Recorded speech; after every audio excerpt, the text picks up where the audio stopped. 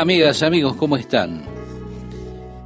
Nuestro texto dice, pasado algunos días, el rey Agripa y Berenice vinieron a Cesarea para saludar a Festo.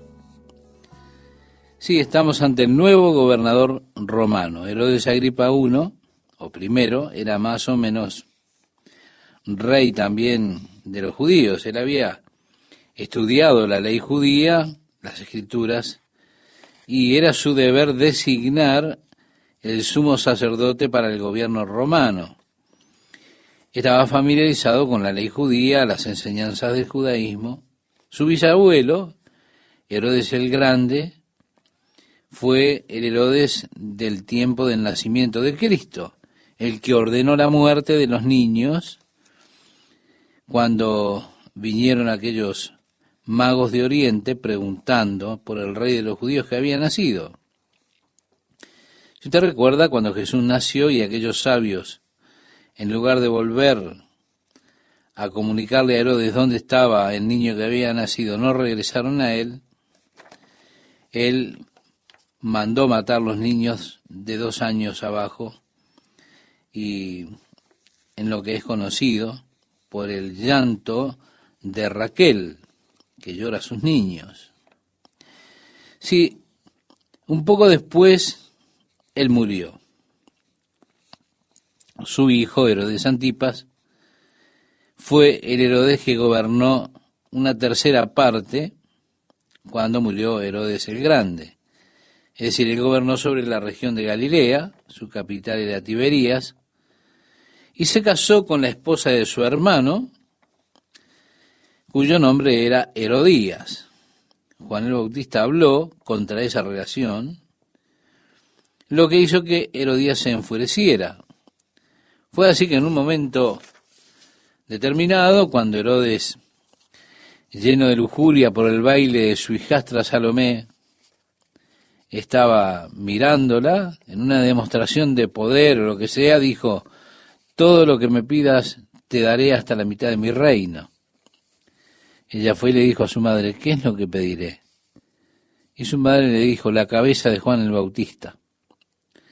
Así que fue Herodes Antipas el responsable de que Juan el Bautista fuera decapitado. Jesús no tenía nada que hacer con Herodes Antipas. Una vez ellos dijeron: ¿no sabes que Herodes está detrás de ti? Y Jesús dijo: vayan y díganle a esa zorra las obras que hago. Cuando Jesús fue traído delante de Pilato estaba tratando, en alguna forma, de librarse de juzgar a Jesús. ¿Por qué? Porque sabía que Jesús era inocente. Su sentido de justicia romana demandaba que liberara a Jesús, pero los judíos lo presionaban. Cuando él descubrió que Jesús era de Galilea, se alegró porque Herodes justamente estaba en el pueblo. Herodes Antipas evidentemente quedó contento también con eso, porque estaba ansioso por conocer a Jesús. Esperaba que Jesús obrase algún milagro delante de él. Ahora, es interesante que, aunque cuestionó a Jesús, Jesús no dijo ni una sola palabra delante de él, porque no tenía nada para decirle a Herodes Antipas. Herodes Antipas miró con desprecio a Jesús. Herodes Agripa I fue el padre de este Herodes Agripa, que es el segundo, y fue precisamente Herodes Agripa I el que decapitó a Santiago, hermano de Juan. Podemos decir, fue una familia realmente sangrienta, familiarizados también con el cristianismo, con la religión de los judíos. Herodes el Grande sabía del nacimiento del Mesías. Herodes Antipas había matado a Juan el Bautista. Herodes Agripa I había decapitado a Santiago, el hermano de Juan. Y ahora tenemos a este Herodes Agripa II que viene con Berenice. Ella era su hermana, es decir, la hija de Herodes Agripa I y hermana de Drusila, que estaba casada con Félix. Y allí hay un enredo de familia, ¿se da cuenta? Berenice primeramente se casó cuando tenía 13 años con un hombre que se llamaba Marcos. También se dice en la historia que era una mujer de una belleza rara pero extrema. Marcos, después de 2 años, murió. Entonces ella se casó con su tío, que también era un Herodes. Este también murió después de 2 años. Así que los hombres la podían tener por 2 años nomás, después se morían. Después se mudó con su hermano y ahí comienzan los rumores de una relación incestuosa, pero se rumoreaba esto alrededor de Roma. Tácito hace mención de cómo Roma era un runruneo a causa de Berenice, esta hermosa mujer que vivía con su hermano. Ahora, para tratar de despejar el chimento acerca de esta relación, ella se casó nuevamente. Ese matrimonio no funcionó, de manera que ella volvió con su hermano Herodes Agripa II. Cuando los judíos se rebelan en el año 66 contra Roma y Tito fue enviado para aplacar la rebelión, Vespasiano primeramente fue el que arrancó, después fue Tito Trajano, su hijo, que fueron enviados para terminar con esa rebelión, con esa sedición romana.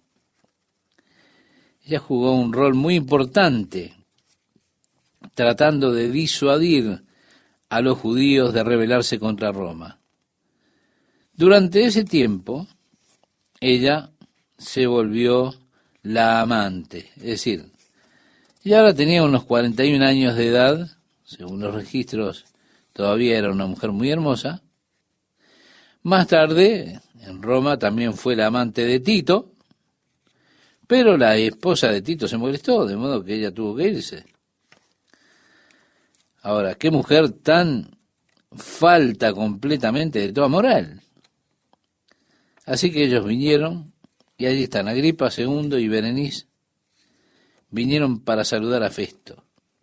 ¿Por qué? Porque él es el nuevo gobernante del territorio, así que lo vinieron a saludar. Y dice el relato, y como estuvieron allí muchos días, Festo expuso al rey la causa de Pablo, diciendo: un hombre ha sido dejado preso por Félix, respecto al cual cuando fui a Jerusalén se me presentaron los principales sacerdotes y los ancianos de los judíos, pidiendo condenación contra él. A esto respondí que no es costumbre de los romanos entregar a alguno a la muerte antes que el acusado tenga delante a sus acusadores. Estimado oyente, esto indica que cuando Festo primeramente se encontró con ellos en Jerusalén, lo que querían aquellos judíos era que ordenara la muerte de Pablo. Estaban presionándolo para que lo hiciera así. Así que Festo les explicó las leyes romanas, que un hombre primero tenía derecho a enfrentar a sus acusadores, que vinieran ellos frente a frente, y evidentemente la ley romana establecía esto hasta que él hubiera tenido la oportunidad de encontrarse con sus acusadores y hablar con ellos cara a cara. Y como dice el verso 16, si pueda defenderse de la acusación. Sí, tenía derecho a dar su punto de vista de la historia. Así que, habiendo venido ellos juntos acá sin ninguna dilación, al día siguiente, sentado en el tribunal, mandé traer al hombre, y estando presentes los acusadores, ningún cargo presentaron de los que yo sospechaba. En otras palabras, en verdad no tienen un caso real contra Pablo. Pensaba que quizá hubiera algo serio en esto. Pensé que habría algo que mereciera la muerte, pero la verdad que no hubo nada importante como yo suponía que podía haber, así que el asunto se evaporó. Y como dice el relato, sino que tenían contra él ciertas cuestiones acerca de su religión. Esta palabra, si usted la recuerda en particular, Pablo la usó en Atenas, cuando dijo: percibo que ustedes son muy supersticiosos. Es la misma palabra que se traduce aquí religión o religiosos. Pablo no los estaba insultando, él simplemente estaba remarcándoles que eran personas muy religiosas. Y aquí está él siendo cuestionado por su religión. Sí, acerca de su religión y de un cierto Jesús ya muerto, dice el verso 19, el que Pablo afirmaba estar vivo. Este era el quid de la cuestión. La declaración de Pablo de que Jesús estaba vivo. Pablo hizo esa afirmación porque él se había encontrado personalmente con el Señor. Él lo había visto resucitado y había hablado con él. El Señor le había hablado a él. Alguna vez Pablo pensó que Jesús estaba muerto y listo. Él pensó que la historia de la resurrección de Jesús era nada más que tonterías. Y estaba determinado a exterminar esta secta. Ahora, mientras él iba camino a Damasco a apresar a los que se llamaban de Jesús, él se encuentra con el Señor personalmente. Y Jesús le dijo: Saulo, Saulo, ¿por qué me persigues? Pablo dijo: ¿qué quieres? O ¿quién eres, Señor? En primera instancia. Él le dijo: yo soy Jesús a quien tú persigues. Y luego le dice: Señor, ¿qué quieres que yo haga? Así que él se encontró con Jesús, habló con Jesús y en muchas ocasiones Jesús se le apareció a Pablo y habló con él. Por eso es que él afirmaba: Jesús está vivo. Nosotros cantamos esa canción: Él vive, Él vive. Sé que viviendo está porque vive en mi corazón. Una canción muy conocida. Si ahora me preguntan, ¿por qué sé que vive? Bueno, hablé con él esta mañana y esta tarde. Es más, he estado hablando con él todo el día. Pablo afirmaba precisamente que Jesús estaba vivo. Y quiero decirle una vez más, estimado oyente, que el mensaje de la resurrección es el corazón del Evangelio. Sin la resurrección de Jesús no existe el Evangelio. La cruz no tiene ningún poder, ningún significado. Si Jesús no resucitó de entre los muertos, nuestra fe es vana, es vacía. Todo el sistema de creencias cristianas se basa en la resurrección de Jesús de entre los muertos. Pedro, el apóstol, dijo: bendito el Dios y Padre de nuestro Señor Jesucristo, que según su grande misericordia nos hizo renacer para una esperanza viva por la resurrección de Jesucristo de los muertos, para una herencia incorruptible, incontaminada e inmarcesible, reservada en los cielos para vosotros, que sois guardados por el poder de Dios mediante la fe. Esto lo decía en su primer carta, en el capítulo 1, versículos 3 al 5. Sí, es una esperanza viva, es la resurrección. Es la que nos da esperanza para el futuro. Y podemos decir: no tengo temor a la muerte. No tengo temor al futuro porque tengo un deseo vivo en mí, porque Jesús está vivo, Él se levantó de entre los muertos. Y sé que si tengo que estar ausente del cuerpo, estaré presente al Señor. Un día mi espíritu ha de dejar este cuerpo y yo habré de mudarme al edificio de Dios, un edificio no hecho de manos, eterno en los cielos. Sí, la esperanza es la esperanza viva por causa de la resurrección de Jesucristo. Ese es, reitero, el corazón del Evangelio. Así que estaban batallando contra el Evangelio. Ellos estaban diciendo que Jesús estaba muerto. Pablo afirmaba: Jesús vive. Y dice por qué, explicándoselo a Agripa. Festo le dijo: yo, dudando en cuestión semejante, le pregunté si quería ir a Jerusalén y allí ser juzgado de estas cosas. Mas, como Pablo apeló para que se le reservase para el conocimiento de Augusto, mandé que lo custodiasen hasta que le enviara yo a César. Le está explicando a Agripa cuál es la situación. Cómo es que vinieron, pero que realmente no tenían ninguna sustancia los cargos que traían contra Pablo, y que cuando él le preguntó a Pablo si él iría a Jerusalén para enfrentar estos temas, Pablo apeló al César. Entonces Agripa dijo a Festo: yo también quisiera oír a este hombre. Y él le dijo: mañana le oirás.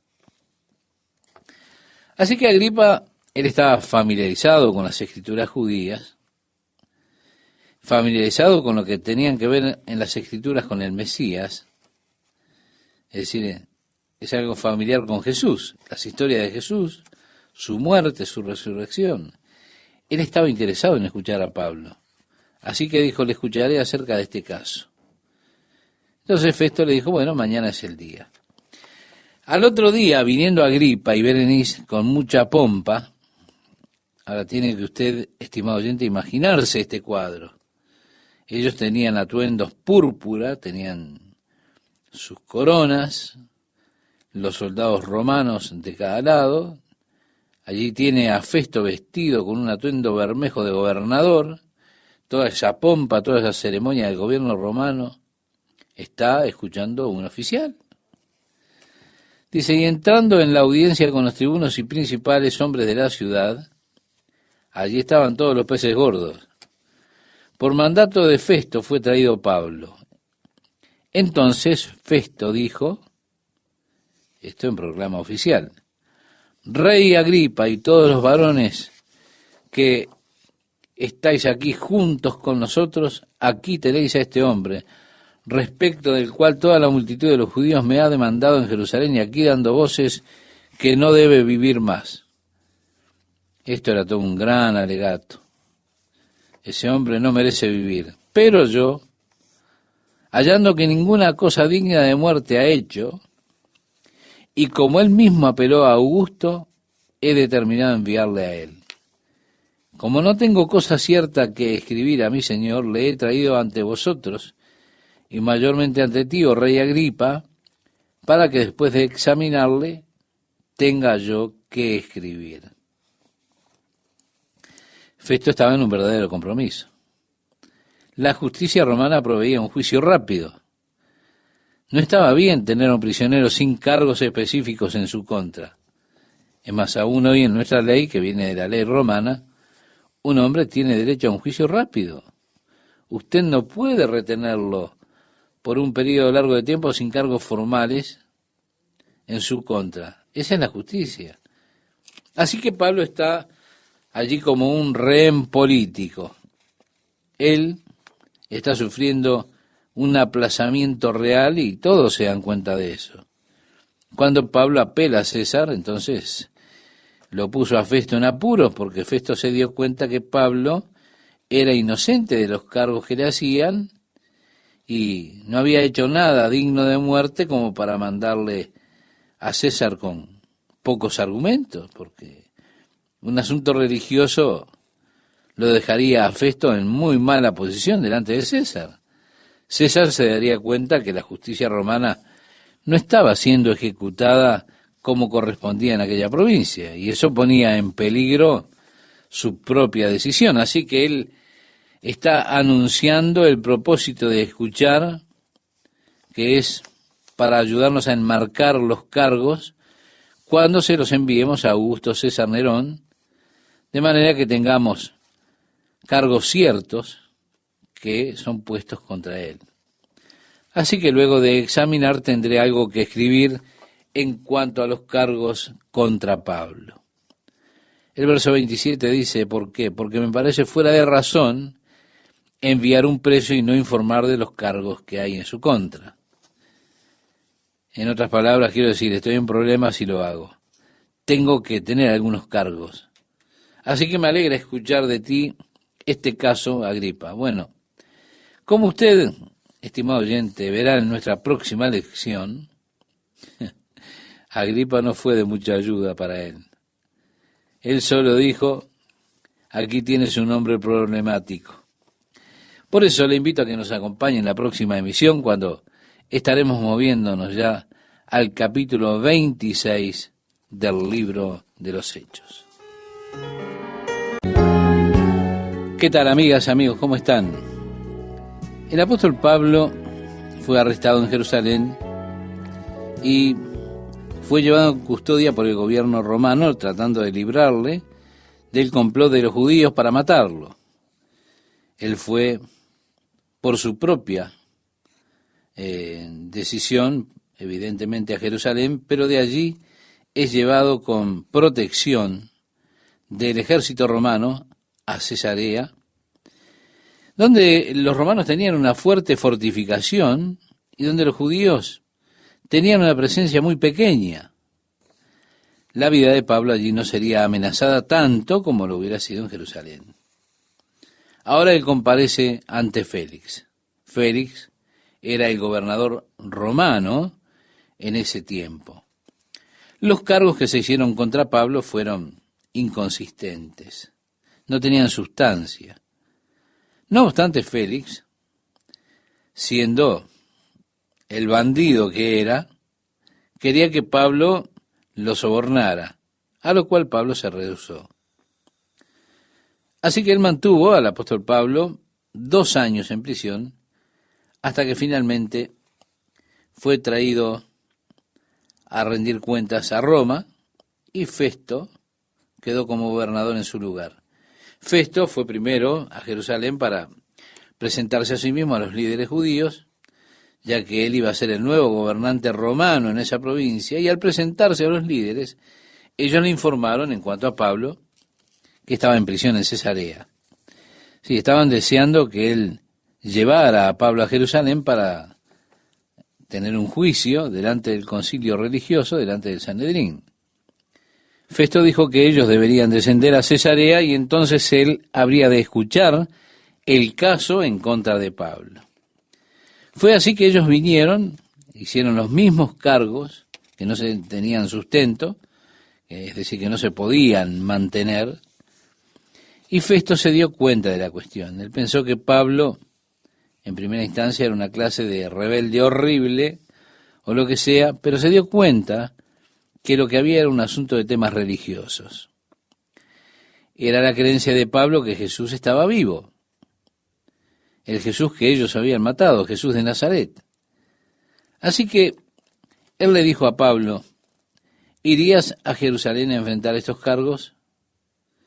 Y fue en este punto en el cual Pablo ejerció sus derechos como ciudadano romano y apeló al César. Y cuando usted siente que la corte se estaba poniendo muy injusta, es lo que tenía que hacer. Así que Pablo apeló al César. Pablo, siendo romano, podía apelar al César, por supuesto. Festo estaría obligado entonces a enviarle a César con protección del ejército romano.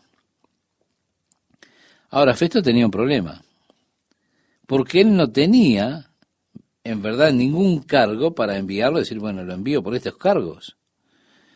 Para enviar a Pablo a César tenía cargos que no serían de importancia, de relevancia para el César. Los cargos eran que Pablo creía que Jesús estaba vivo, y los judíos querían matarlo por eso. Eso era inconsistente delante de César. Él se dio cuenta que enviarle a él, a César, sin cargos, y no sería de buena reputación en contra suya como juez. Él tendría que librar a Pablo. Esto era algo de los romanos, de la justicia romana. Continuar con Pablo como prisionero, en cierta manera estaba violando la justicia romana, así que cuando Pablo apela a César, eso lo sacó de sus manos. Ya ahora tenía que mandarlo al César. El rey Agripa II, con su hermana Berenice, recuerde, ellos estaban viviendo juntos, vinieron para saludar a Festo como nuevo gobernante romano. Festo le explicó el problema a ellos. Este prisionero que él tenía estaba demorado allí por Félix, y ahora, cuando ellos trajeron sus cargos, él dijo, ellos no tienen nada, como pensaba, eran solamente asuntos religiosos. Pablo afirmaba que Jesús estaba vivo, aquel que ellos decían que estaba muerto. Él dijo, tengo que enviarle a César para que haga su apelación, pero no me parece bien enviarlo a menos que tenga cargos. ¿Te importaría, Agripa, escuchar el caso de Pablo para que podamos formar cargos cuando le envíe a César? Agripa estuvo de acuerdo en escuchar el caso. Esto nos introduce entonces al capítulo 26, donde leemos entonces, Agripa dijo a Pablo, si ellos se congregaban en el anfiteatro o en el Palacio de Justicia, Y allí estaba Agripa con Berenice y los demás de la corte real. Estaba Festo con su atuendo carmesí, el atuendo de la justicia romana, los lectores y todos los demás. Y fue allí que Agripa le dijo a Pablo: «Se te permite hablar por ti mismo». Pablo entonces, extendiendo la mano, comenzó así su defensa. «Me tengo por dichoso, oh rey Agripa, de que haya de defenderme hoy delante de ti de todas las cosas que soy acusado por los judíos. Mayormente porque tú conoces todas las costumbres y cuestiones que hay entre los judíos, por lo cual te ruego que me oigas con paciencia». Así que se dirige cortésmente al rey Agripa. Bien, es verdad que el rey Agripa era un estudiante de las escrituras judías como lo era Pablo. Pablo estaba totalmente complacido de poder presentar su caso ante Agripa. No era lo mismo que presentarlo ante Festo, que no conocía las escrituras. Festo no sabía nada de las promesas del Mesías, no estaba familiarizado con las costumbres de los judíos, pero se nos dice que Agripa era judío, no por nacionalidad. Él era idumeo, descendiente del rey Herodes, pero era judío por práctica religiosa, era prosélito y religiosamente era un judío, con todo, un ávido estudiante de las escrituras. Los escritores de sus días, los rabinos, reconocían su conocimiento y entendimiento de las escrituras. Por eso es por lo que Pablo estaba tan emocionado, por la oportunidad de compartir con Agripa las escrituras y su propia fe personal en Jesucristo. Es interesante en cuanto al rey Agripa, que Jesús le dijo a sus discípulos que ellos habrían de ser llevados delante de los magistrados y delante de los reyes. Y aquí está Pablo, de pie ante el rey Agripa, trayendo su defensa del Evangelio y pensando, por supuesto, en todo eso. Pienso que Pablo estaba orando y anhelando que Dios pudiese abrir los ojos del rey Agripa para que él viera y conociera y creyera. Es decir, que Jesús era el cumplimiento de las profecías en cuanto al Mesías. Eso fue comprobado por la resurrección de Jesús. Y yo creo que Pablo estaba determinado a que Agripa se convirtiera al cristianismo. Pablo comenzó con su testimonio personal. Frecuentemente es uno de los testimonios más importantes que nosotros podamos dar. Aquello que Dios ha hecho en nuestras vidas. Cómo Dios se reveló también a nosotros. Esto se vuelve en cada uno un testimonio muy poderoso. Es decir, las personas no pueden luchar con eso. ¿Cómo pueden negar lo que Dios ha hecho en su vida? Así que él comienza por medio de su propia experiencia y dice: mi vida, pues, desde mi juventud, la cual desde el principio pasé en mi nación, en Jerusalén, la conocen todos los judíos. Vale decir, todos me conocen. Los cuales también saben que yo desde el principio, si quieren testificarlo, conforme a la más rigurosa secta de nuestra religión, viví fariseo. Y ahora, por la esperanza de la promesa que Dios hizo a nuestros padres, soy llamado a juicio. Pablo declara primeramente su vida anterior como judío, según lo que era la estricta secta de los fariseos. Pero después declara que por la esperanza de la promesa que hizo Dios a nuestros padres, esa esperanza, esa promesa era la del Mesías. Promesa cuyo cumplimiento esperan que han de alcanzar nuestras 12 tribus, sirviendo constantemente a Dios de día y de noche. Por esta esperanza, es decir, toda la nación judía estaba esperando, orando, anhelando al Mesías. Y Pablo está afirmando simplemente su creencia al respecto. Por esta esperanza, en otras palabras, está diciendo, este es el asunto básico del debate aquí. Por causa de la esperanza, oh rey Agripa, soy acusado por los judíos. Es a esto a lo que me refiero, que todos están esperando al Mesías. Yo también lo estaba esperando. Y es por ese deseo que ahora soy acusado de los judíos. ¿Qué? ¿Se juzga entre vosotros cosa increíble que Dios resucita a los muertos? El meollo de la cuestión era la resurrección de Jesús. ese, reitero, es el corazón del Evangelio. En todas partes, en el Nuevo Testamento, donde se predica el Evangelio, está el reconocimiento de la muerte de Jesús, según las Escrituras, y el predeterminado consejo de Dios, claro que sí, pero también está la resurrección de Jesús. Y este era el asunto de la cuestión, la resurrección de Jesús. Pablo llega justamente a eso. Dice que se juzga cosa increíble entre vosotros que Dios resucite a los muertos. La dificultad tiene que ser siempre medida por la capacidad de la gente que está haciendo la obra. Cuando Dios es el agente que está haciendo el trabajo, hablar de dificultad es un absurdo. Por eso la pregunta, ¿se juzga entre vosotros cosa increíble que Dios resucite a los muertos? Por supuesto, con frecuencia he dicho que si usted puede creer el primer versículo de la Biblia, con toda seguridad usted no tendrá problemas con el resto de ese libro. Si usted cree en un Dios que es lo suficientemente grande y poderoso como para crear los cielos y la tierra de la nada, entonces, con toda seguridad, usted puede creer fácilmente que Él tiene la capacidad de levantar a los muertos.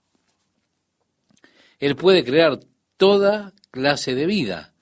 Puede crear un gran pez, puede ese gran pez hasta tragar a un hombre y tenerlo allí cómodamente instalado en su vientre o en su estómago por 3 días, como pasó con Jonás. Puede hacer todas las cosas que la Biblia dice que ha hecho. Claro, porque Él es el Dios que creó los cielos y la tierra. Así que el concepto limitado que tiene el hombre de Dios es el que le da la dificultad al hombre para creer las historias de la Biblia. Porque es algo increíble que Dios, preguntaba Pablo. Él está poniendo las cosas en la perspectiva correcta, poniendo a Dios en la ecuación. El error consiste que, con frecuencia, nosotros tratamos de enfrentar los asuntos de la vida, mirar las cosas que pensamos son totalmente imposibles, sin traer a Dios a la ecuación. Esto es por lo que con frecuencia el hombre desfallece, por no tener a Dios en consideración. De ahí la pregunta, ¿por qué? ¿Se juzga entre vosotros cosa increíble que Dios resucite a los muertos? Así que Pablo comienza con su testimonio personal y dice: yo ciertamente había creído mi deber hacer muchas cosas contra el nombre de Jesús de Nazaret, lo cual también hice en Jerusalén. Yo encerré en cárceles a muchos de los santos, habiendo recibido poderes de los principales sacerdotes, y cuando los mataron yo di mi voto. Está hablando del caso de Esteban. Y muchas veces castigándolos en todas las ciudades, los forcé a blasfemar, y enfurecido sobremanera contra ellos, los perseguí hasta en las ciudades extranjeras. Sí, Pablo no está ajeno a lo que es la animosidad judía contra la fe cristiana. Es más, él dijo, yo era uno de ellos y tenía esa animosidad. Siguió diciendo, ocupado en esto, iba yo a Damasco con poderes y en comisión de los principales sacerdotes, cuando a mediodía, oh rey, yendo por el camino, vi una luz del cielo que sobrepasaba el resplandor del sol, la cual me rodeó a mí y a los que iban conmigo, y habiendo caído todos nosotros en tierra, oí una voz que me hablaba y decía en lengua hebrea, Saulo, Saulo, ¿por qué me persigues? Dura cosa te es dar coces contra el aguijón. Sí, allí en el camino a Damasco fue alcanzado Pablo por Jesucristo. El Señor le habla y le habla en lengua hebrea. Es interesante, en otro lugar decía Pablo acerca de los que estaban con él que escucharon la voz, y en otra parte parece que dice que no escucharon. Es que se utilizan palabras griegas diferentes. Ellos, los que iban con Pablo, no entendían hebreo. Solamente los eruditos conocían la lengua hebrea. El hecho de que el Señor le hablase en hebreo a él es el motivo por el cual ellos escucharon la voz, pero no entendieron lo que el Señor hablaba con Pablo. ¿Por qué me persigues?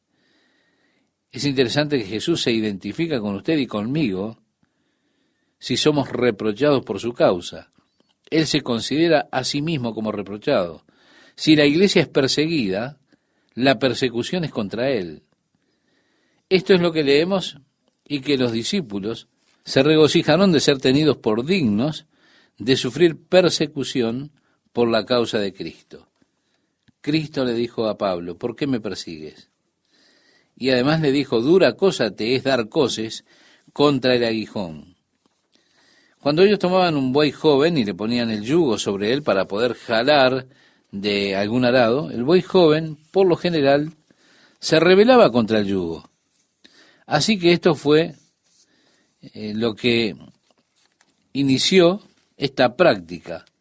El granjero tenía un palo al cual le adosaba una punta, o tenía el palo una punta, o le ponía una punta de metal, y la sostenía justo detrás de los flancos del buey nuevo, para que, si él pateaba ese aguijón, le golpeaba, y así aprendía a no patear contra el aguijón, porque eso lo lastimaba él mismo. Era la forma en que ellos adiestraban al buey para que no pateara. Cuando le ponían el yugo con otro, entonces tenían una tabla detrás de ellos con puntas afiladas, de manera que si él quería patear, lo único que hacía era herirse él mismo al patear. El Señor le está diciendo a Pablo: has estado dando patadas contra un aguijón. Sin duda que en la mente de Pablo habría una gran convicción, un gran conocimiento de lo que le estaba diciendo Jesús. Él estaba peleando contra la iglesia, estaba peleando contra Cristo. Esta creencia en Cristo era opuesta al trasfondo nacional o al trasfondo tradicional judío. Con todo, él estuvo viendo la forma en que Esteban murió, pidiéndole al Señor que los perdonara, encomendándose en las manos de Dios, y eso sin duda dejó una impresión muy grande en la joven mente de Pablo. ¿Podrá ser que Jesús sea en verdad el Mesías? Eso habría golpeado en el corazón de Pablo. Es interesante que frecuentemente las personas golpean contra el aguijón, y esa gente es la que está más cerca de la conversión. Con frecuencia es verdad, cuando Dios está tratando con alguna persona, ellos comienzan a resistir y a pelear contra eso. En nuestra evaluación, por lo general, están tan lejos, estas personas que pelean de esta manera, están tan lejos, jamás van a ser salvas. Esa es nuestra evaluación. Porque decimos: miren la forma en que discute, que pelea. Pero escuche, con frecuencia, ese verdaderamente es el último esfuerzo que tienen antes de rendirse. En verdad parecen malos, miserables. En ocasiones me llama alguna esposa y me dice: mi esposo está siendo tan miserable y que pienso que no puedo vivir más con él. Es horrible, se da cuenta, porque vocifera contra la fe en Cristo. Bueno, frecuentemente nosotros decimos: hermana, alabe al Señor, porque Él se está acercando a la fe. Está pateando contra el aguijón, pero tenga confianza. Dios está obrando. Como le decía Pablo, es duro para ti, Pablo, patear contra el aguijón. ¿Qué tal, amigas, amigos? ¿Cómo están? El apóstol Pablo dice en este pasaje: yo entonces dije: ¿quién eres, Señor? Y el Señor dijo: yo soy Jesús, a quien tú persigues. Pero levántate y ponte sobre tus pies, porque para esto te he aparecido a ti, para ponerte por ministro y testigo de las cosas que has visto y de aquellas en que me apareceré a ti. Vale decir que Pablo tendría sus clases privadas con Jesús en lo que fue la preparación para su ministerio entre los gentiles. Debe notarse que Dios comenzó temprano en la vida de Pablo la preparación. Él mencionó que fue separado para el Evangelio desde el vientre de su madre.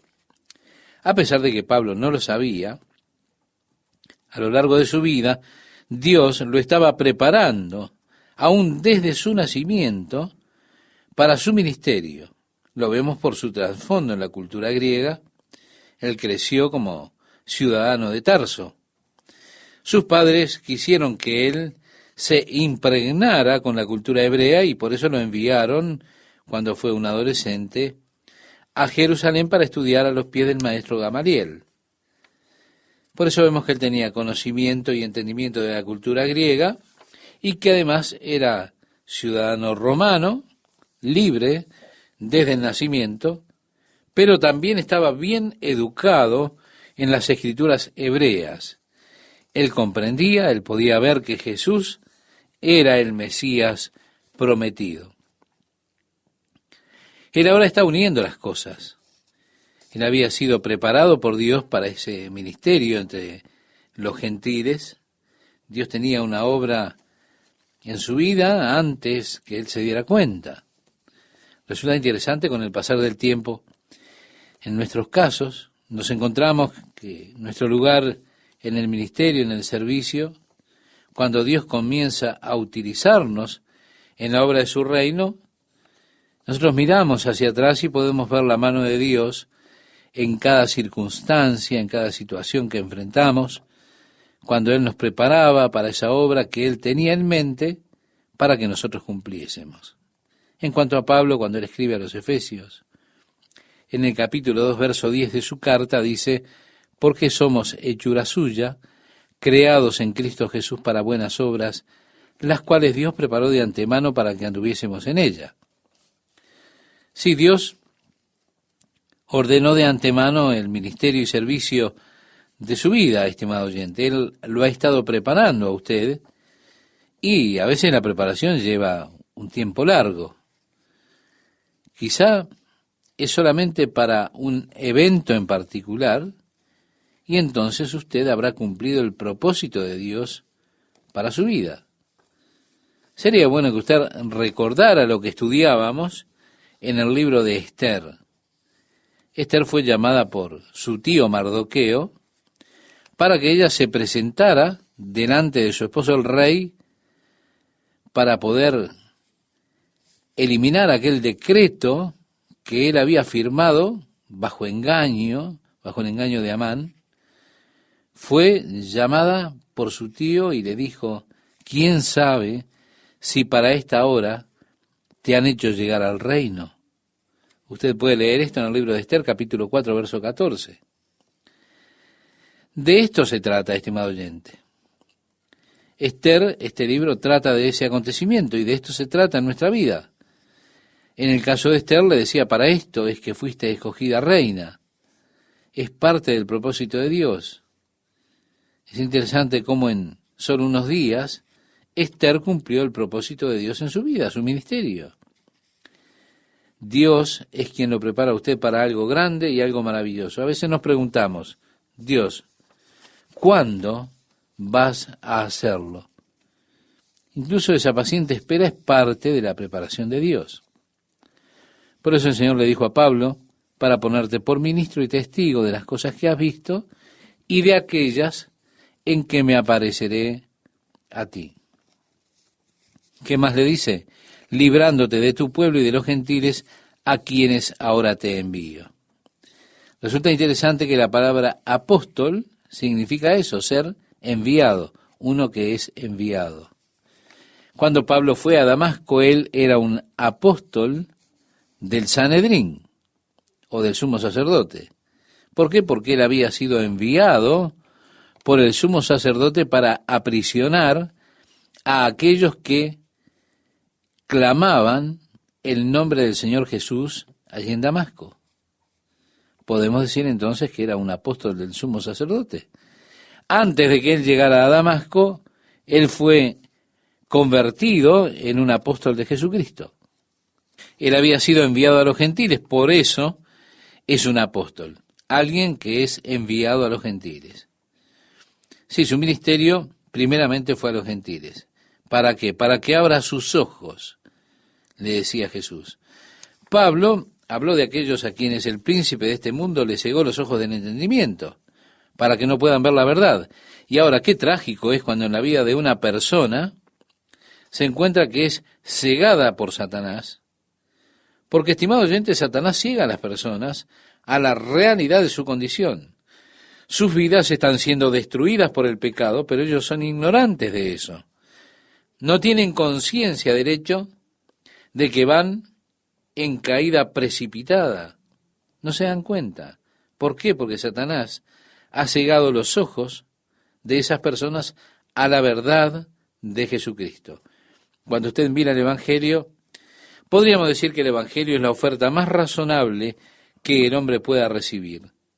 De hecho, Dios dice, venid luego, dice Jehová, y estemos a cuenta, si vuestros pecados fueren como la grana, como la nieve serán emblanquecidos, a través del profeta Isaías en el capítulo 1, verso 8.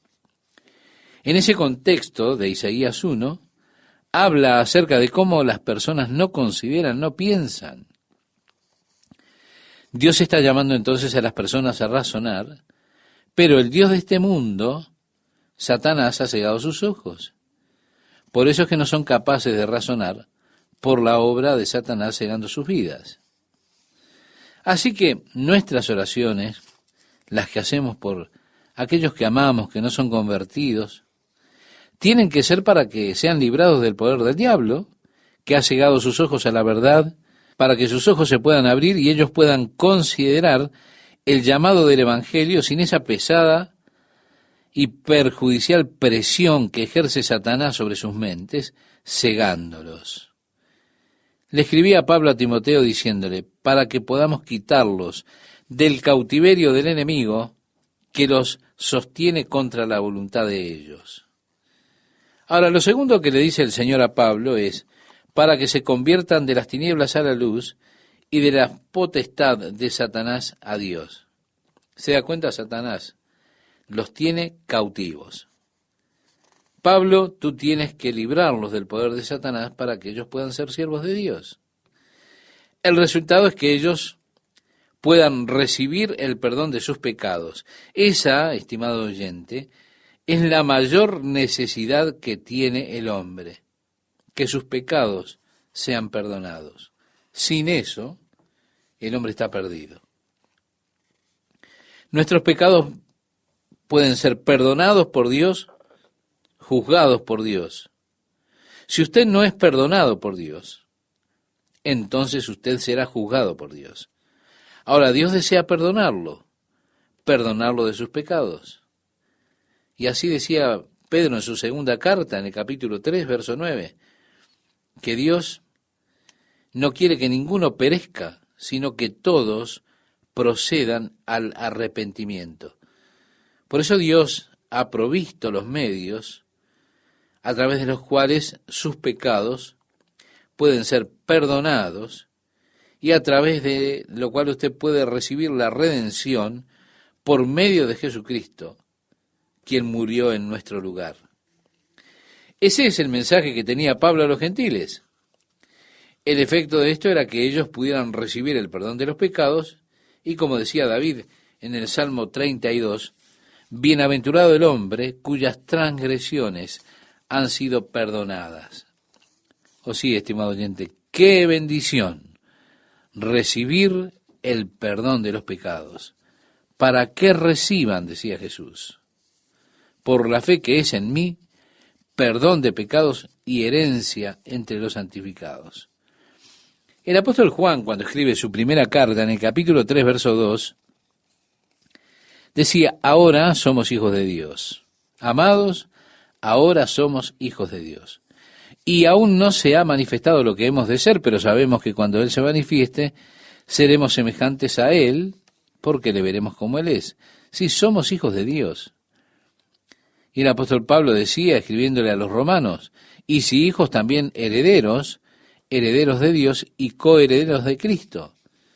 Esa es la gloriosa herencia de los santos, de la cual Pablo habla cuando le escribe a los Efesios. En el versículo 18 del libro de los Hechos, capítulo 26, decía Jesús, para que reciban por la fe que es en mí perdón de pecados y herencia entre los santificados. Es que cuando usted cree en Jesucristo, Dios lo pone aparte para Él. Pablo decía, escribiéndole a los Corintios en el capítulo 6 de su primera carta, ¿o ignoráis que vuestro cuerpo es templo del Espíritu Santo, el cual está en vosotros, el cual tenéis de Dios, y que no sois vuestros? Porque habéis sido comprados por precio. Glorificad, pues, a Dios en vuestro cuerpo y en vuestro espíritu, los cuales son de Dios. Este es el énfasis. Usted entonces pertenece a Dios. Dios lo ha santificado, es decir, lo ha apartado del resto del mundo que va a la perdición, y lo ha apartado del mundo para que su vida sea vivida para Él. Aquello que en el Antiguo Testamento encontramos que era santificado, era apartado para el uso de Dios. No se tenía que utilizar en ninguna otra cosa. Era solamente utilizado para los propósitos de Dios, para la adoración a Dios. Y estimado oyente, Dios, si usted ha creído en Jesús como su Salvador, lo ha apartado a usted para que usted pueda dedicarse a Él, adorarlo a Él. Leíamos el programa anterior, no tendrás dioses ajenos delante de mí. Decía Moisés en el libro de Éxodo, capítulo 20, verso 3. Si Él desea su adoración, su amor, Él lo quiere exclusivamente. Como dice el Evangelio de Lucas, capítulo 10, verso 27. Amarás al Señor tu Dios con todo tu corazón, con todas tus fuerzas, con toda tu mente, y amarás a tu prójimo como a ti mismo. ¿Se da cuenta? Volviendo al libro de los Hechos, ya en el versículo 19, por lo cual, oh rey Agripa, no fui rebelde a la visión celestial. Si tuvo esa visión rumbo a Damasco, ese llamado de Dios y la comisión de Jesucristo de llevar el glorioso mensaje del Evangelio, el amor de Dios, el perdón de los pecados a los gentiles. Tuvo esa visión celestial y no fue rebelde, sino que anuncié, decía Pablo, primeramente a los que están en Damasco y Jerusalén. Si él no estuvo mucho tiempo en Jerusalén, recuerda, estaban incómodos con la presencia de Pablo porque él los perseguía antes. No se sentían seguros de la conversión de Pablo. Y agrega, y por toda la tierra de Judea y a los gentiles que se arrepintiesen y se convirtiesen a Dios haciendo obras dignas de arrepentimiento. Sí, ellos debían cambiar, pero había que manifestar el cambio en sus vidas. Muchas veces las personas profesan que han cambiado. Pero Pablo decía, dejen que ellos den fruto de arrepentimiento. Vale decir, veamos la evidencia del arrepentimiento, veamos alguna evidencia. Yo sé que Dios puede cambiar la vida de una persona, pero lo que Pablo está pidiendo es la evidencia que muestra que hubo un cambio. ¿Por qué? Usted puede decir, miren, he cambiado, ahora soy diferente. Pero si aún está haciendo las mismas cosas que hacía antes de conocer a Jesús, no hay verdadera evidencia de arrepentimiento. De allí, la verdadera razón para cuestionar la genuinidad del arrepentimiento es si no hay un cambio. Pablo predicaba a los gentiles el arrepentimiento de sus prácticas paganas, que se volvieran a Dios. Y tenían que hacer entonces las obras que demostraban ese arrepentimiento. En el versículo 21 leemos, por causa de esto los judíos, prendiéndome en el templo, intentaron matarme. Pero, habiendo obtenido auxilio de Dios, persevero hasta el día de hoy, dando testimonio a pequeños y a grandes, no diciendo nada fuera de las cosas que los profetas y Moisés dijeron que habían de suceder. Lo que está diciendo Pablo es, yo solamente estoy predicando las Escrituras. Lo único que digo son las cosas que Moisés y el resto de los profetas dijeron que vendrían, que Dios enviaría a un Mesías, el ungido al mundo, es decir, que el Cristo había de padecer, dice Pablo, y ser el primero de la resurrección de los muertos para anunciar luz al pueblo y a los gentiles. Si él fue el primero en resucitar de los muertos, es decir, esto es a la vida eterna para no morir nuevamente. En este punto, recuerde usted, Festo era un juez romano. Agripa comprende mucho de lo que Pablo habla por su trasfondo de conocimiento de la Biblia, de las Escrituras, pero piense que Festo es un juez romano. Todo esto es nuevo para él. Visiones, resurrección de los muertos. Es todo un asunto nuevo para Festo. Por eso es que lo interrumpe a Pablo en este momento y leemos, diciendo él estas cosas en su defensa, Festo a gran voz dijo, estás loco, Pablo, las muchas letras te vuelven loco. Sí, claro, él vio a Pablo allí encima de los manuscritos sobre las Escrituras, estudiándolas constantemente, y pensó que se había enloquecido. Visiones, resurrección de muertos. Vamos, Pablo, estás loco. Estás estudiando mucho. Este conocimiento te tiene loco. Mas él dijo, no estoy loco, excelentísimo Festo, sino que hablo palabras de verdad y de cordura. Pues el rey sabe estas cosas, delante de quien también hablo con toda confianza, porque no pienso que ignora nada de esto, pues no se ha hecho esto en algún rincón. Sí, claro, la muerte de Jesús era algo que todos conocían. El reporte de su resurrección se había esparcido por todos lados. Así que Pablo le está diciendo al rey Agripa, el rey sabe estas cosas, delante de quien también hablo con toda confianza, y porque no se hizo esto en ningún rincón. Después, hablando con Agripa otra vez, dice, ¿crees, oh rey Agripa, a los profetas? Yo sé que crees. Esto es conocido como un cierre presuntivo. Él dice, yo sé que crees. Entonces Agripa dijo a Pablo, por poco me persuades a ser cristiano. Mire, se han hecho muchas traducciones de esto. El griego es el mismo, pero se ha traducido de distintas formas. Se ha traducido, por ejemplo, con una pequeña persuasión me hubieras hecho cristiano. O en otra traducción, requerirá más de eso. En otra, casi me persuades a ser cristiano. No podemos saber, en realidad, cuál es la traducción correcta, pero es muy probable que Agripa estuvo al borde de la salvación. Yo estoy seguro que el Espíritu de Dios le estaba hablando al rey Agripa a través de Pablo de una manera muy impresiva. Jesús dijo, cuando os trajeren a las sinagogas y ante los magistrados y las autoridades, no os preocupéis por cómo o qué habéis de responder o qué habéis de decir, porque el Espíritu Santo os enseñará en la misma hora lo que debáis decir. Y el Espíritu Santo ahora está hablando a través de Pablo, palabras de poder y convicción, y creo que el corazón de Agripa fue tocado y está cerca. Por poco me persuades a ser cristiano. Ahora mire qué trágico es el hecho que tantas personas lleguen tan cerca de ser salvos, pero nunca lo son. Llega ese momento cuando el Espíritu de Dios se mueve en sus corazones, ellos están convencidos de sus pecados, son invitados a aceptar a Jesucristo, pero allí viene Satanás y arranca la palabra de Dios. Estaban tan cerca, pero no lo suficientemente cerca. Por poco me persuades a ser cristiano. Pablo dijo, quisiera Dios que por poco o por mucho, no solamente tú, sino también todos los que hoy me oyen. O sí que ustedes dieran el paso siguiente. No solo ustedes, sino todos entraran al reino. Todos fueseis hechos tal cual yo soy. Si un seguidor de Jesucristo, un siervo de Jesucristo, quisiera Dios que todos ustedes fueran como yo. Si fueseis hechos tales cual yo soy, excepto estas cadenas. Así que Pablo aún estaba encadenado allí.